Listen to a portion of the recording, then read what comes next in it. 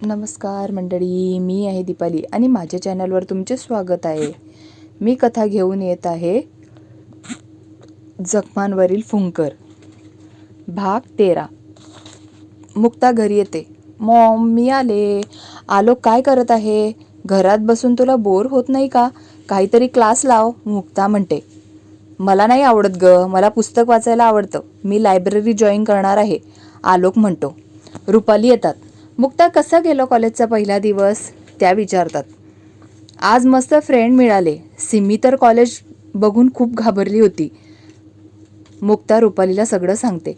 चांगले फ्रेंड मिळाले, त्यांना घरी पण घेऊन ये, आमची पण ओळख करून दे, रुपाली म्हणतात.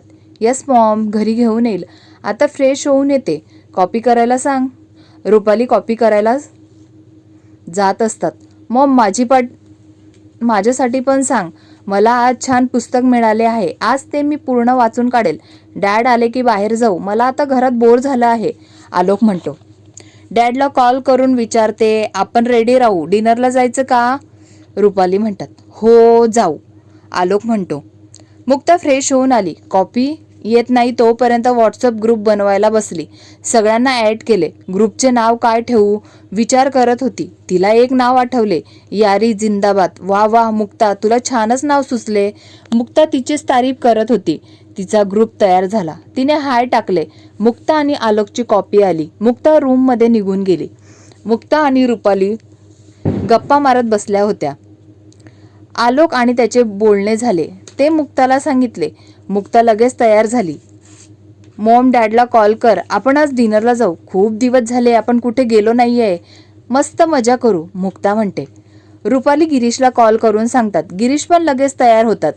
मी लवकर घरी येईल, मग आपण जाऊ, मुलांना मॉलमध्ये पण घेऊन जाऊ, ते म्हणतात. थोडा वेळ बोलून कॉल कट करतात. डॅड लवकर येणार आहे, मग आपण जाऊ, रुपाली म्हणतात. आपण जाऊ, मजा करू, थोडी शॉपिंग पण करेल, मुक्ता म्हणते. कल्पेश मुक्ताने बनवलेला ग्रुप बघत असतो. मुक्ताने छान नाव टाकले. सिमीचा फोटो असेल का, तो विचार करतो. नंबर बघायला लागतो. त्याला सिमीचा फोटो दिसतो. वा, किती मस्त दिसते ढापणी. पहिल्या नजरेतच घायाळ केलं. साधी पण किती छान दिसत होती. आधी रागवली तर भारीच दिसत होती. फोटो सेव्ह करून घेतो, नंतर पण बघता येईल, कल्पेश म्हणतो आणि सगळे नंबर सेव्ह करून घेतो. गिरीश घरी येतात. आलोक आणि मुक्ताला खूप आनंद होतो. रुपाली, मग कॉफी सांग, मी फ्रेश होतो. आलोक, मुक्ता तयार होण्यासाठी जा, आपण बाहेर जाऊ, गिरीश म्हणतात. दोघं पण उड्या मारत आपल्या रूममध्ये जातात. आलोक लगेच तयार होतो. मुक्ता जीन्स टॉप घालते, केस मोकळे सोडते, तयार होऊन लिपस्टिक लावते, एक हातात वॉच आणि दुसऱ्या हातात ब्रेसलेट घालते. मोबाईल घेते, लगेच बाहेर येते. आलोक पण आलेला असतो. गिरीश आणि रुपाली पण तयार होऊन येतात. मी गाडी काढतो, तुम्ही पण या, ते म्हणतात आणि निघून जातात. चला लवकर, आपण पण जाऊ, रुपाली म्हणतात. आलोक आणि मुक्ता पण रुपालीच्या मागे जातात. ते मॉलमध्ये पोहोचतात. आलोक आणि गिरीश त्यांच्यासाठी शॉपिंग करायला जातात. रुपाली आणि मुक्ता त्यांची शॉपिंग करत असतात. डॅड, आपली शॉपिंग झाली, आपण पिझ्झा ऑर्डर करायचा का, आलोक म्हणतो. असं पण त्यांचे लवकर होणार नाही, गिरीश म्हणतात आणि ऑर्डर द्यायला जातात. कोणीतरी त्यांच्यावर लक्ष ठेवून आहे, खूप पैसेवाले वाटत आहे, त्यांच्यावर लक्ष ठेवावं लागेल. गप्प बसा रे, कोणाच्या पण मागे लागतात. तुम्हाला काही काम नाहीये का? तुम्ही पण काम करा, तुम्हाला पण पैसे मिळतील, काम करा, असे कोणाला त्रास नका देऊ, तो म्हणतो. गप रे तू, किती सज्जन आहे ते आम्हाला माहिती आहे. मुलगी दिसली की तिच्या मागे जातो. त्या माणसाला मुलगी असेल तर पटवून दाखव, तिच्यासोबत लग्न पण कर, त्याचा मित्र म्हणतो. मला नाही करायचे, तो म्हणतो. घाबरलास का? तू तर कधी घाबरत नाही, आता काय झाले, त्याचे मित्र त्याला उपसोवत होतो. मुलगी असेल तर नक्की पटवतो, तो म्हणतो. रुपाली आणि मुक्ता ची शॉपिंग झाली. त्यांनी गिरीशला कॉल लावला. त्यांनी सांगितलं आम्ही कॉफी शॉपच्या तिथं आहे. त्या पण तिथं आल्या. मुक्ताने आलोकच्या पिझ्झामधून पिझ्झा घेतला, खायला लागली. कोणीतरी होतं ते मुक्ताकडे टक बघत होतं. मुक्ता पुढे संकट येणार आहे ते मुक्ताला माहिती नाहीये. मुक्ताला तिच्या विश्वामध्ये खूप खुश होती. काय मुलगी आहे, किती सुंदर आहे, आता तुला तर आवडलीच असणार ना, त्याचे मित्र म्हणतात. तो तिच्याकडेच बघत होता. त्याची पापणी पण हलत नव्हती. बाकीचे त्यावर हसत होते. विकेट पडली वाटतं. खरंच यार, काय मुलगी आहे, ती पटवणार, तुमची वहिनी बनवणार, तो म्हणतो. मुक्ता आणि आलोक खात असतात, अजून मॉलमध्ये फिरतात, बराच उशीर होतो. मग ते डिनरला जातात, मस्त मजा करतात, आवडले ते मागवतात. मुक्ता तर मस्त फोटो काढते, स्टेटसला ठेवते, सगळे फ्रेंड बघतात, तिला मेसेज करत असतात.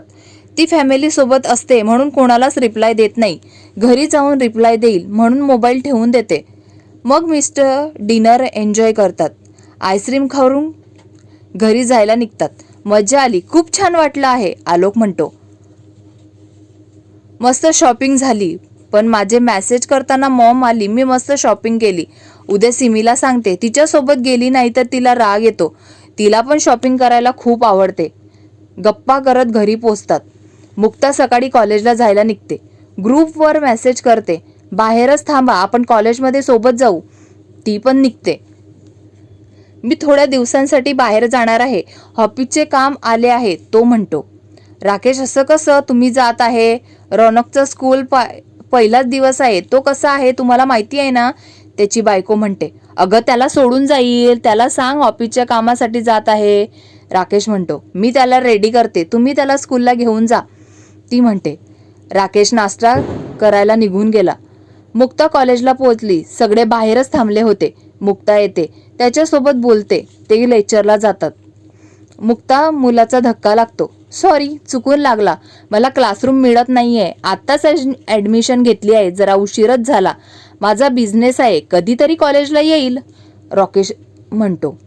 मुक्ता खूप चांगला वाटलं, दिसायला पण छान होता. मुक्ताने त्याला सोबत घेतला. सगळे क्लासरूममध्ये निघून गेले. आज लेक्चर होणार होते, 2-3 लेक्चर झाले, आताच लेक्चर ऑफ होतं. ते कॅन्टीनमध्ये गेले, खायला ऑर्डर दिली, गप्पा मारत बसले. राकेश सगळ्यांसोबत चांगला बोलत होता.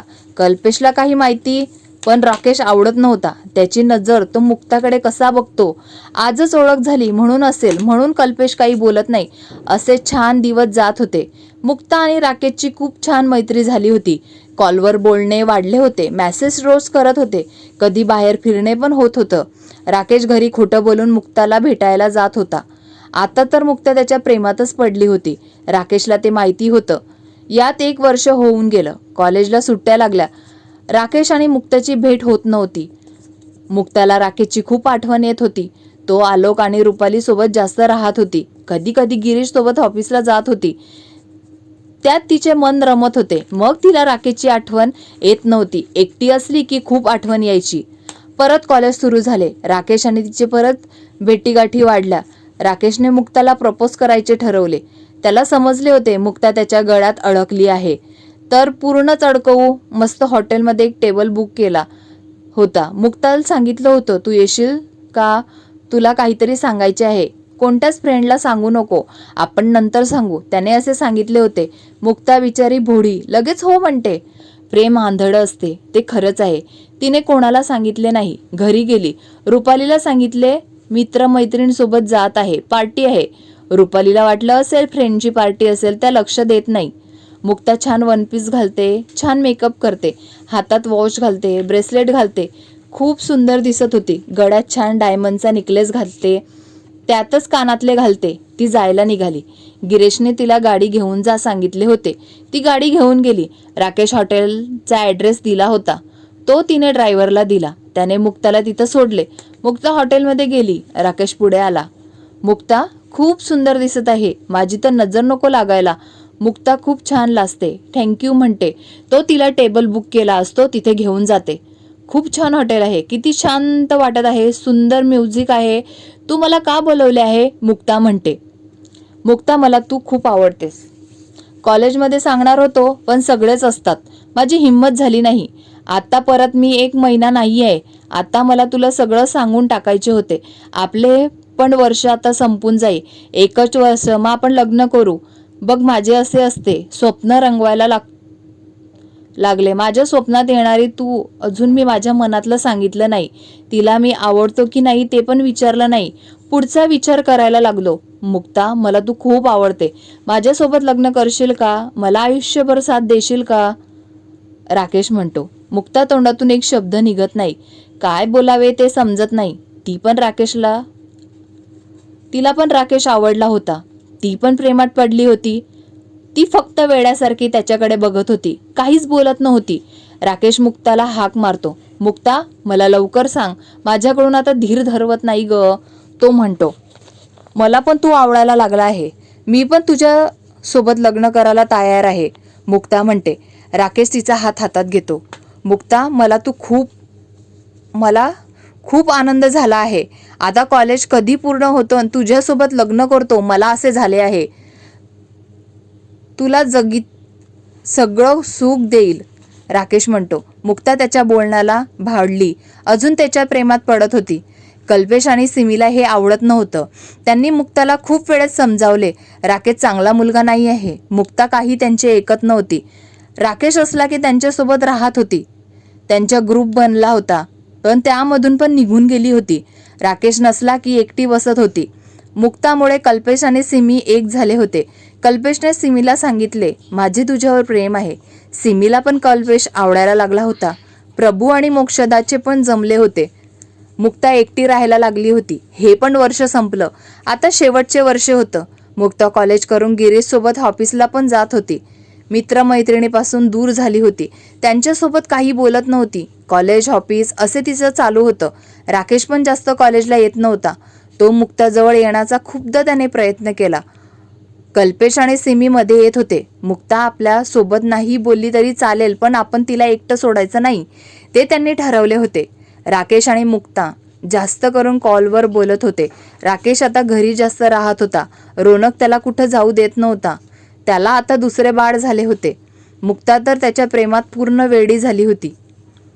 पुढील भागात त्याचे लग्न कसे होते, मुक्ताने तिच्या मॉम आणि डॅडला का सांगितले नाही, राकेश तिला लग्न करून घरी कसं घेऊन गेला, जाणून घेण्यासाठी ऐकत रहा जखमांवरील फुंकर. कथा आवडत असेल तर लाईक करा, कमेंट करा. पुढील भाग ऐकायचा असेल तर सबस्क्राईब करा, मला सपोर्ट करा. धन्यवाद.